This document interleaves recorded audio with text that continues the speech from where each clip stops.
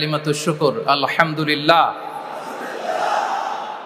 আল্লাহ রাব্বুল ইজ্জা ওয়াল জালালের দরবারে শুকরিয়া জ্ঞাপনের পাশাপাশি আমি আজকের এই প্রোগ্রামের অর্গানাইজিং কমিটিকে অন্তরের অন্তঃস্থল থেকে শুকরিয়া জানাতে চাই।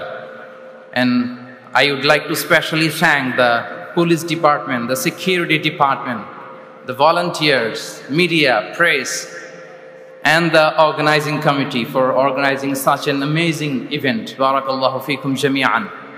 সম্মানিত সুধী, কিনোট সেশনে আসলে খুব লম্বা চূড়া কথা বলার সুযোগ নেই, এবং আমি শুনেছি আমার পরপরই ইমাম ওমর সুলাইমান, অনেক বড় স্কলার, উনি আপনাদেরকে আরো চমৎকার করে মাগরিবের আগে কথা শোনাবেন। আমি আপনাদের খেদমতে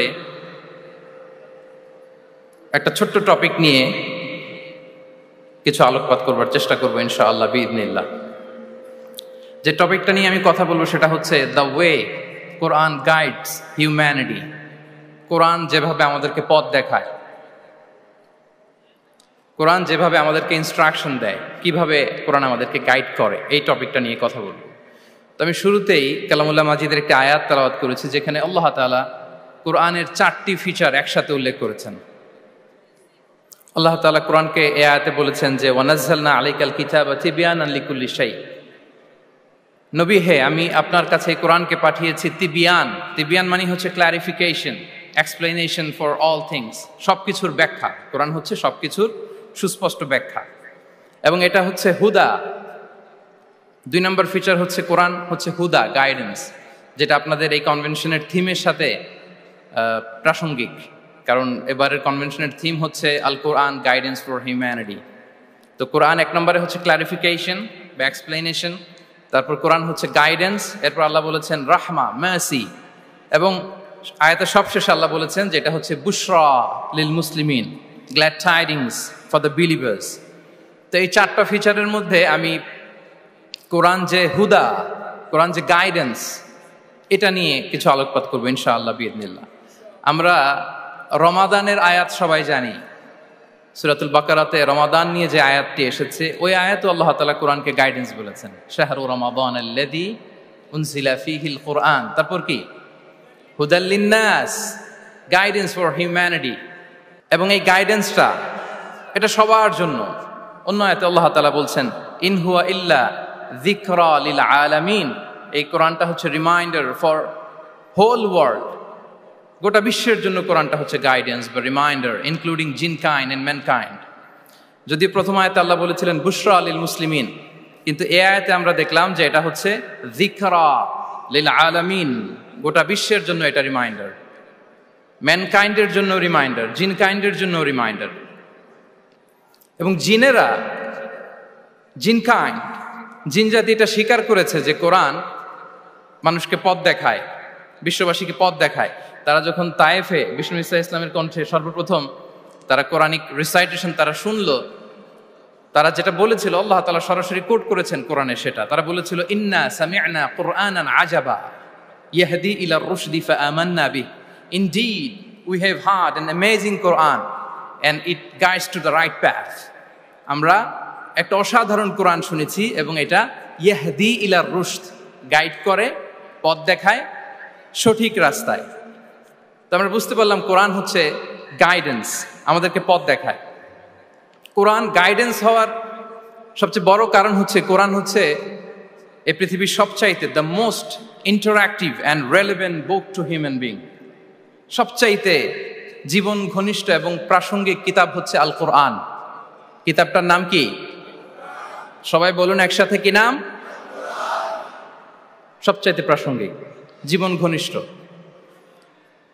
the most interactive book ever in the world.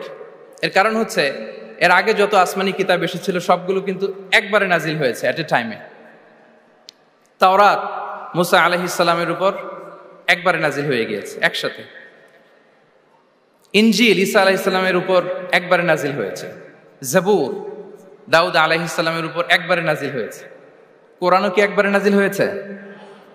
হ্যাঁ, একবারে নাজিল হয়েছে না, 23 বছরের 23 ইয়ার্সের লং পিরিয়ড অফ টাইমে একটু একটু করে নাজমান নাজমান হাসবা হাওয়াইজিল বাশার, মানব জাতির প্রয়োজনের তাগিদে, তাই না, প্রেক্ষাপটের আলোকে নাজিল হয়েছে। প্রথম নাজিল হয়েছে মক্কায়, তারপরে মদিনায়, বিভিন্ন জায়গাতে।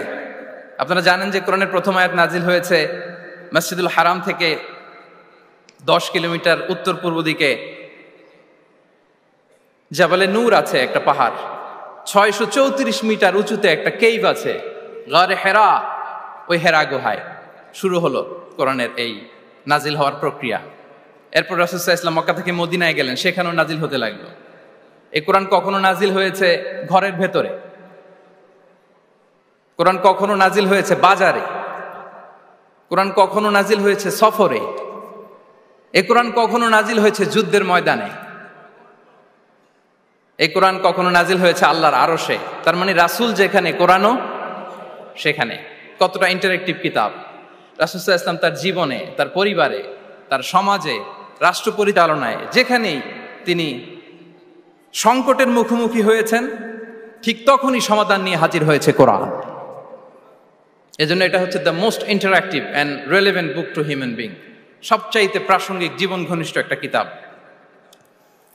এবং এই কোরআনকে আল্লাহ তাআলা লাইট বলেছেন, আলো। ওয়া আনজালনা ইলাইকুম নূরাম মুবিনা, নবী হে, আপনার কাছে আমি লাইট পাঠিয়েছি। কোরআন এটা আলো, কারণ পথ দেখাতে হলে তো লাইট লাগবে। যেটা আপনাকে পথ দেখাবে, তার মধ্যে যদি আলো না থাকে, সে পথ দেখাতে পারবে নাকি? পারবে না। তো কোরআনকে আল্লাহ তাআলা লাইট বলেছেন। এবং কোরআন শুধু নিজেই লাইট নয়, শুধু নিজেই আলো নয়, সে আলোর দিকে নিয়ে যায়। আল্লাহু আকবার। আলিফ লাম রা, কিতাবুন আনজালনাহু ইলাইকা লিতুখরিজান নাসা মিনাল যুলুমাতি ইলান নূর। I've revealed this book unto you, O Muhammad, in order to lead the mankind out of darknesses into the light. অনেকগুলো অন্ধকার থেকে একটি আলোর দিকে, মহাসত্যের দিকে নিয়ে যাওয়ার জন্য আমি কোরআন পাঠিয়েছি। সুবহানাল্লাহি বিহামদি। এবং একটু খেয়াল করে যদি আমরা দেখি যে একটি পুরো জাতি, একটি পুরো গোষ্ঠীর জীবনধারা পাল্টে দিয়েছিল কোরআন, যাদের লেখাপড়া জানা ছিল না, অক্ষর জ্ঞানহীন একটা জাতি, একটা ভূখণ্ডের জীবনধারা পাল্টে দিয়েছে এই কোরআন। কোরআন যেমনি আলো, তার পাশাপাশি কোরআন হচ্ছে ক্রাইটেরিয়ান। কোরআন সত্য এবং মিথ্যার মধ্যে পার্থক্য তৈরি করে দেয়। আপনি কোরআনের লেন্স দিয়ে যদি এই বিশ্বকে পরখ করতে চান, কোরআনের লেন্স দিয়ে যদি এই পৃথিবীকে আপনি পরখ করেন, তাহলে দেখবেন যে কোনটা সত্য কোনটা মিথ্যা আপনার সাথে, আপনার কাছে এটা সুস্পষ্ট হয়ে যাচ্ছে, ঠিক কি না? আল্লাহ তাআলা বলছেন, তাবারাকাল্লাযী নাযালাল ফুরকানা আলা আবদিহি লিয়াকুনা লিল আলামিনা নাযীরা। ফুরকান বলেছেন আল্লাহ তাআলা কোরআনকে এখানে। The criterion, it differentiates between right and wrong. কোরআন পড়লে আপনি বুঝতে পারবেন কোনটা সত্য কোনটা মিথ্যা। এবং সবচাইতে মজার ব্যাপার হচ্ছে, কোরআন হচ্ছে একটা টাইমলেস মিরাকেল। টাইমলেস মিরাকেল, চিরন্তন মুজিজা। এটার কোনো লয় নাই, ক্ষয় নাই। আল্লাহ তাআলার যেমনি লয় নাই, ক্ষয় নাই, কোরআনেরও লয় নাই, ক্ষয় নাই। কারণ কোরআন কিন্তু আল্লাহর ক্রিয়েশন নয়, আল্লাহর সৃষ্টি নয়, এটা কিন্তু আল্লাহর সিফা। আপনারা জানেন তো এটা।